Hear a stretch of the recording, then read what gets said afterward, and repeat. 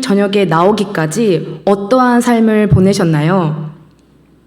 사실 아침에 눈을 뜨는 순간부터 우리는 시간에 쫓기거나 업무의 압박, 여러 문제들에 쫓겨 숨이 턱턱 막히는 도망자의 심정으로 하루하루를 버텨내기도 합니다.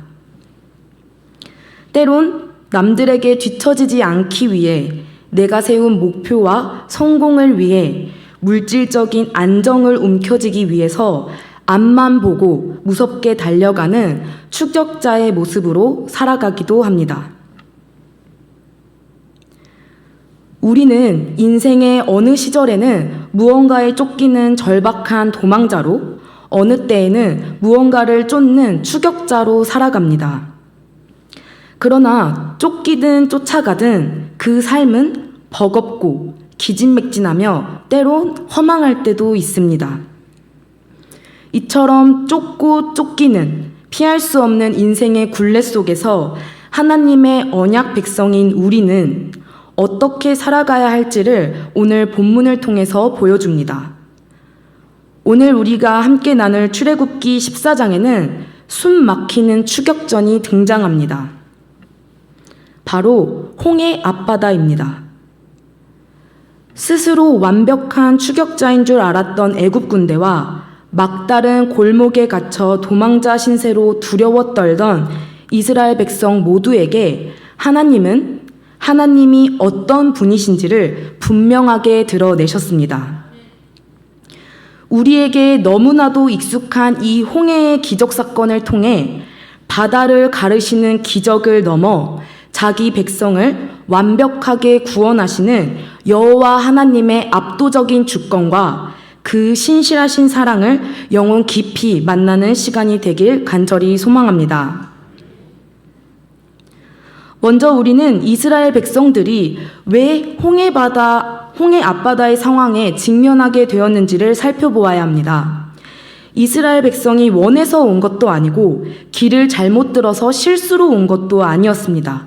이 모든 상황은 철저하게 하나님의 주권적인 인도하심 속에 있었습니다. 출애굽기 13장 17절에서 18절을 보면 하나님께서는 이스라엘 백성들을 애굽에서 가나안 땅으로 인도하실 때 가장 빠르고 지름길인 블레셋 사람의 땅의 길로 인도하지 않으셨다라고 기록되어 있습니다.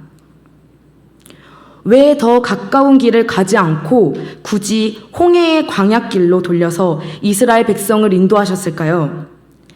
이는 하나님이 말씀하시기를 이 백성이 전쟁을 하게 되면 마음을 돌이켜 애굽으로 돌아갈까 하셨음이라. 블레셋 사람의 땅의 길로 간다면 크고 작은 전쟁을 이스라엘 백성들이 했어야만 했습니다.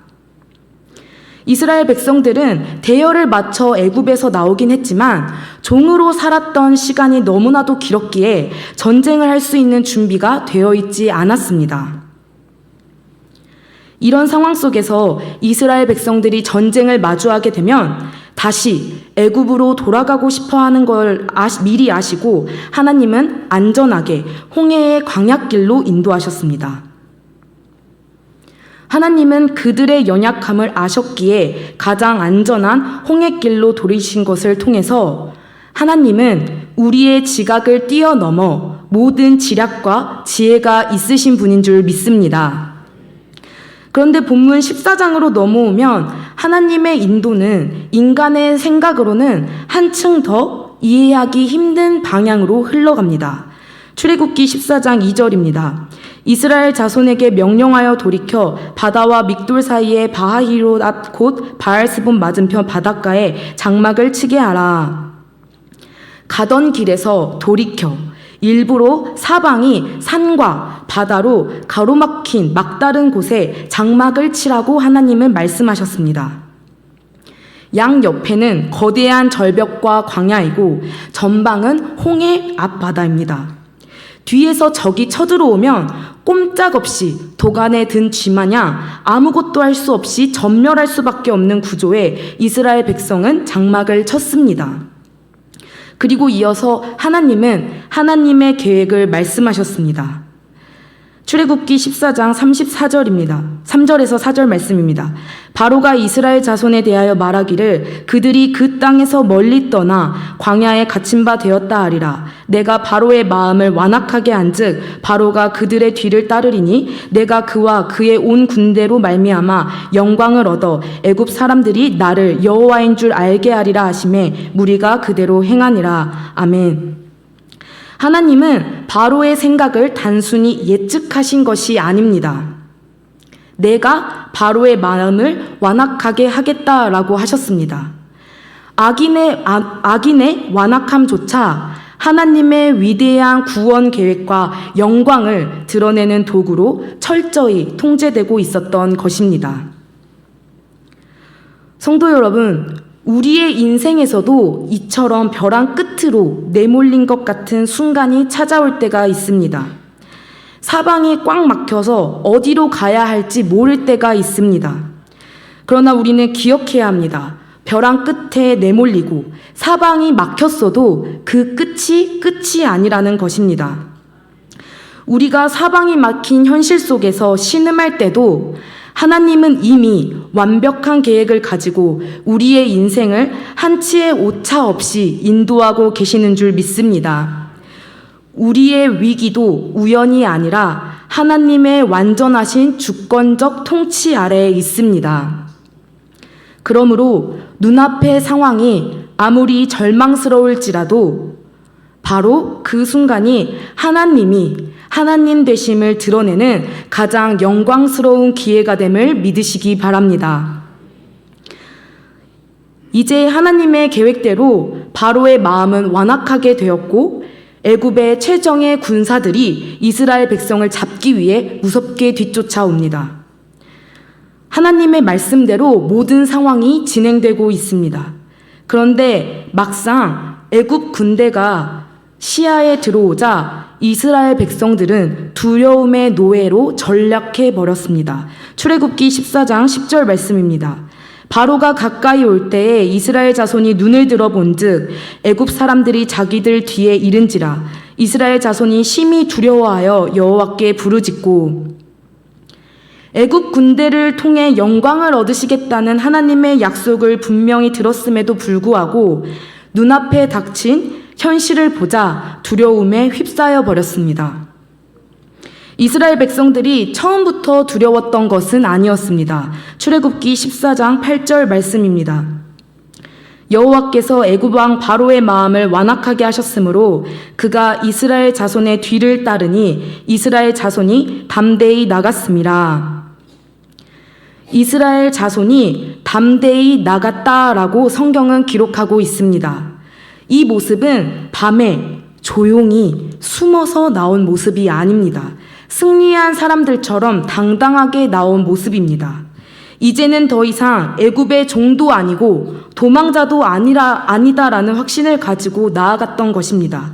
그런데 이 담대함이 오래가지 못했습니다. 왜일까요? 그들의 담대함은 하나님을 온전히 신뢰해서 나온 참된 믿음에서 나온 담대함이 아니었기 때문입니다. 쉽게 말해 조건부 담대함이었습니다. 환경에 따라서 얼마든지 변할 수 있는 담대함이었습니다.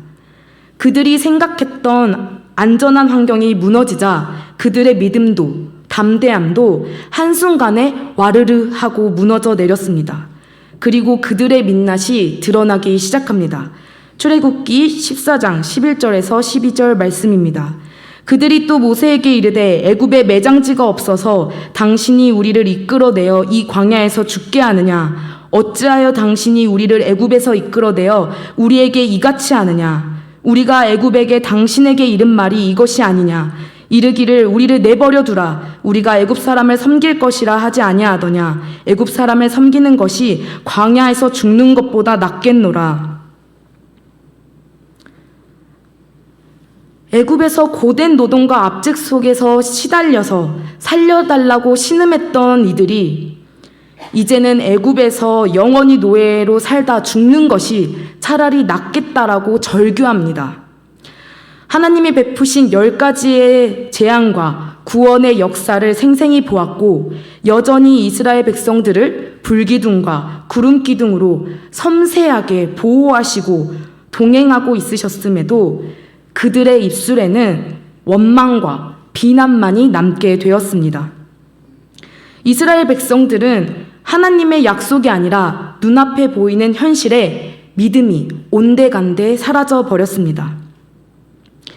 성도 여러분, 저는 이번 말씀을 준비하면서 이 이스라엘 백성들의 고백이 참 남같지 않게 느꼈습니다. 우리에게도 이스라엘 백성들과 같은 비슷한 모습이 있습니다.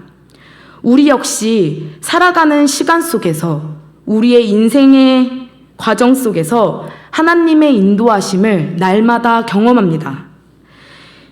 이스라엘 백성들이 받았던 베풀어 주신 조건 없는 은혜, 하나님의 한없는 은혜를 우리도 받았습니다. 삶의 환경이 잘 풀릴 때에는 두려울 것 없이 담대하게 믿음으로 나아갑니다. 주의 뜻을 묻습니다. 그러나 내가 원치 않는 급격한 인생의 변수, 건강이라든지 재정이 안 좋아지다든지 관계가 안 좋아지든지 가정에 문제가 생기든지 다양한 위기가 찾아오면 우리 역시 너무나 쉽게 이스라엘 백성들처럼 원망과 불평이 섞인 말들이 쏟아져 나오곤 합니다. 눈앞에 보이는 문제에 사로잡혀 하나님보다 나의 인생의 문제가 더 크게 느껴져 하나님을 두려워하는 것이 아니라 세상을 두려워하고 세상의 가치관에 우리는 잠식됩니다.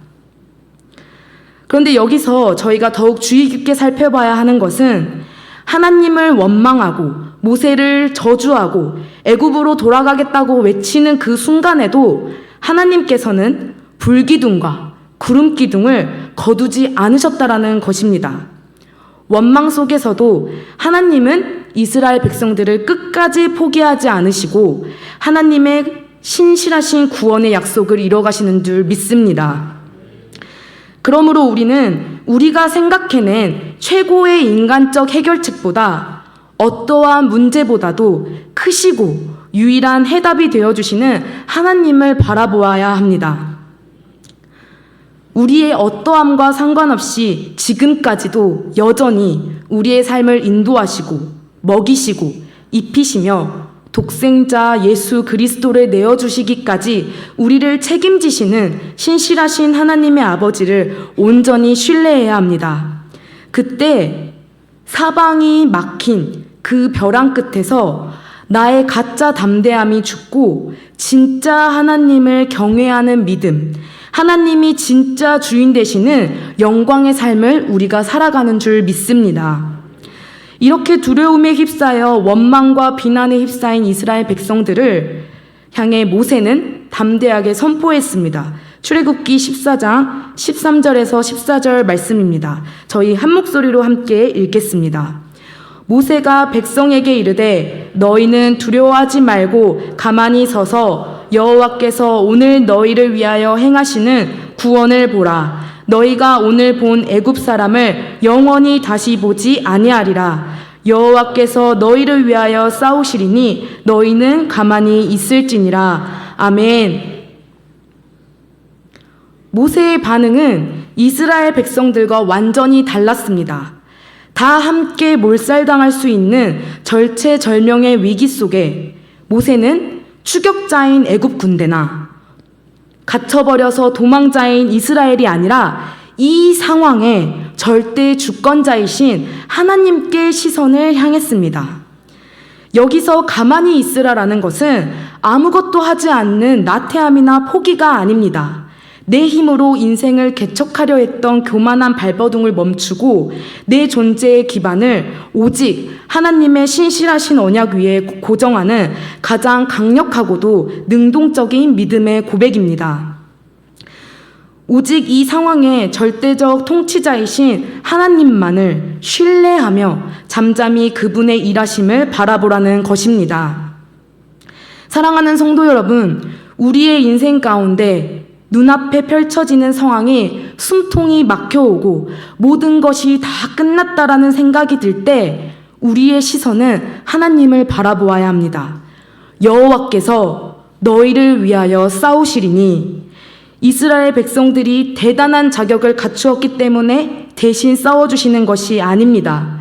그들의 행위나 조건 때문이 아니라 오직 하나님의 언약적인 신실하심과 일반적인 은혜로 말미암아 구원해 주시는 것입니다. 하나님은 우리의 고통을 그저 강 건너 불구경하듯이 지켜보시는 분이 아닙니다. 지금 우리의 고통 한가운데에 함께 계시는 분이 바로 하나님이십니다. 막막한 현실 속에서 가장 먼저 우리가 회복해야 하는 것은 하나님이 나의 인생에, 우리의 인생에 참된 주인이십니다라는 고백입니다. 문제를 해결하기 위해 수많은 차선책 중 하나로 하나님을 찾고 기도하는 것이 아니라 정말 내 인생에는 하나님밖에 없습니다라는 이 가슴 깊이 우러져 나오는 절대적인 신뢰가 있는지 우리는 이 시간 점검해 봐야 합니다. 하나님은 지금도 변함없이 우리를 위하여 싸우고 계십니다. 하나님은 이어서 모세에게 명령하여 지팡이를 들고 손을 바다 위로 내밀라고 하셨습니다. 그러자 믿을 수 없는 놀라운 일이 펼쳐졌습니다. 출애굽기 14장 21절입니다. 여호와께서 큰 동풍이 밤새도록 바닷물을 물러가게 하시니 물이 갈라져 바다가 마른 땅이 된지라. 아멘. 온 우주의 만물의 주관자이신 창조주 하나님께서 자기 백성을 구원하시기 위해 바다 한가운데를 가르시고 마른 땅으로 바꾸어 놓으셨습니다. 좌우에는 거대한 물벽이 세워지고 질퍽거리는 진흙 땅이 아닌 단단하고 마른 땅을 걸어가며 이스라엘 백성들은 불신적인 생각이 완전히 뒤집어졌습니다. 출애굽기 14장 31절 말씀입니다. 이스라엘이 여호와께서 애굽 사람들에게 행하신 그 큰 능력을 보았으므로 백성이 여호와를 경외하며 여호와와 그의 종 모세를 믿었더라. 아멘. 자신들이 기적처럼 건넜던 그 홍해 바다를 뒤쫓아오던 애굽 군대는 결코 건너지 못했습니다. 모세가 다시 손을 내밀자 바다의 힘이 회복되어 애굽의 전 병거와 군대를 순식간에 덮어버렸기 때문입니다. 하나님을 바라보지 못했던 추격자 바로가 장담했던 완벽한 작전과 막강한 군사력조차도 결국 하나님의 위대한 구원의 계획을 이루는 도구에 불과했습니다. 사방이 막힌 절망의 홍해 한복판을 지나며 이스라엘 백성들은 비로소 눈에 보이는 애굽의 군사력이 아니라 보이지 않는 여호와 하나님을 두려워할 줄 아는 믿음, 진정한 믿음, 즉 여호와를 경외하는 마음을 배우게 되었습니다. 오직 여호와만이 온 우주를 다스리시는 통치자이심을 홍해 한복판에서 이스라엘 백성들은 온몸으로 깨달은 것입니다. 홍해 한복판에서 이스라엘 백성들이 깨달았던 이 압도적인 주권과 경외의 비밀을 오늘 우리는 어디에서 깨닫습니까? 바로 예수 그리스도의 십자가입니다. 애굽의 종으로 살고 있던 이스라엘 백성을 구원해 주신 것처럼 죄와 사망에 묶여 종노릇하며 살아가고 있는 우리를 예수 그리스도의 십자가를 통해 구원해 주셨습니다. 홍해가 애굽의 모든 군대를 수장시킨 무덤이 되었듯이 예수 그리스도의 십자가는 우리의 모든 죄악과 사탄의 권세를 영원히 수장시켜버린 승리의 자리가 된 줄 믿으시기 바랍니다. 우리가 그 십자가의 예수 그리스도를 바라볼 때 우리는 비로소 깨닫게 됩니다. 내 인생의 주인은 내가 아니구나. 나를 위해 십자가에 못 박히신 예수 그리스도, 오직 그분만이 내 인생의 유일한 통치자이시구나 라는 고백이 나옵니다. 그리고 마침내 하나님의 압도적인 주권 앞에 온전히 고개를 숙이는 진짜 경외자가 되는 것입니다. 말씀을 맺고자 합니다. 오늘 우리가 마주한 삶의 자리가 사방이 꽉 막힌 홍해의 앞바다 같습니까? 앞으로 나아가자니 깊은 바다가 가로막고 있고 뒤를 돌아보자니 감당할 수 없는 현실의 문제들이 군대처럼 밀려와 나의 숨통이 턱턱 막히고 조여오고 있으십니까? 분명히 기억해야 합니다. 하나님 아버지의 길은 결코 막히지 않습니다. 하나님이 우리를 막다른 길로 그 홍해 앞으로 인도하신 진정한 이유는 내 힘으로 인생을 살 수 있다고 착각했던 우리 안에 가짜 담대함을 무너뜨리고 오직 여호와만이 내 인생의 유일한 하나님이시고 주권자이심을 깨닫게 하시기 위함입니다. 성도 여러분, 우리가 잘 되어야 하지만 하나님이 영광 받으시는 것이 아닙니다. 하나님은 우리의 어떠함에 의해 좌지우지 되시는 분이 아니라 스스로 계시며 온 우주를 통치하시는 주권자 하나님이십니다. 그 주권자이신 하나님이 바로 저와 우리 모두의 아버지가 되시는 줄 믿습니다. 독생자 예수 그리스도를 아낌없이 내어주시기까지 우리를 사랑하신 그 신실하신 아버지께서 오늘 홍해 앞에 서서 두려워 떠는 두려움에 잠식되어 가고 있는 우리를 향해 말씀하십니다. 너희는 두려워하지 말고 가만히 서서 여호와께서 오늘 너희를 위하여 행하시는 구원을 보라. 여호와께서 너희를 위하여 싸우시리니 너희는 가만히 있을지니라. 아멘. 눈앞에 거대한 현실의 장벽 앞에 두려워하지 않을 수 있는 이유는 우리에게 있지 않습니다. 우리가 마주한 그 어떠한 문제보다도 하나님이 크시기 때문입니다. 그러므로 이제는 내 능력, 내 힘을 의지해 아등바등하며 세상의 성공을 쫓는 추격자의 삶, 밤마다 불안함에 전전긍긍하는 도망자의 삶은 멈추고 날마다 십자가 앞에서 철저히 나를 부인하고 내 힘을 뺄 때 마침내 우리 인생의 홍해를 가르시고 위대하신 하나님이 진정으로 일하시는 줄 믿습니다. 우리가 여호와를 하나님만을 경외하는 우리 모두가 되길 간절히 소망합니다.